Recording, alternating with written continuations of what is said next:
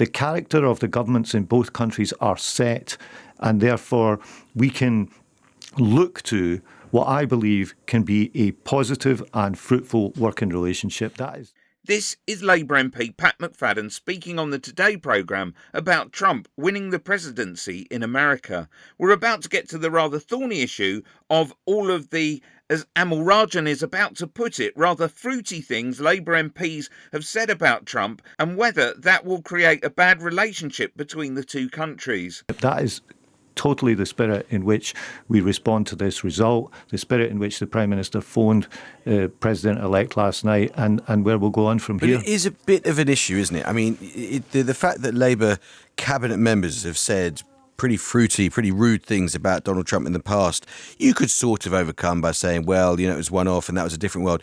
But if we actually went through some of the things that people in the Labour cabinet have said, it is quite the litany. So David Lammy, Foreign Secretary, said Trump is not only a woman-hating, neo-Nazi sympathising sociopath, he's also a profound threat to the international order that has been the foundation of Western progress for so long. Wes Streeting, Trump is such an odious, sad little man. Imagine being proud to have that as your president. Steve Reed, not just a clown, but a dangerous clown, he said of Donald Trump. Lisa Nandy, welcome Donald Trump, human rights nightmare. And Keir Starmer, in 2018, humanity and dignity, two words not understood by President Trump. Now, I know you could say those are different words in a different context. People move on in politics.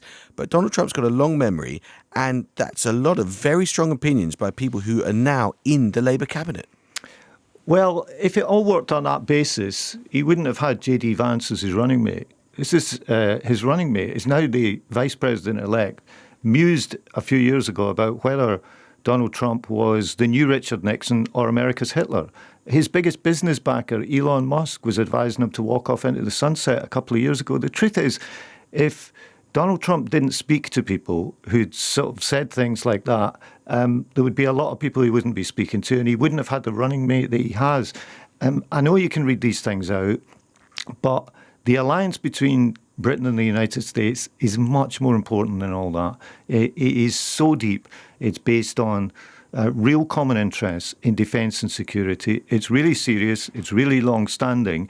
And I think that for the next few years, with both elections now behind us, the duty for us is to work with the new president and his new administration, and we will do that in the interests of the United Kingdom, and I would argue in the interests of the world more broadly.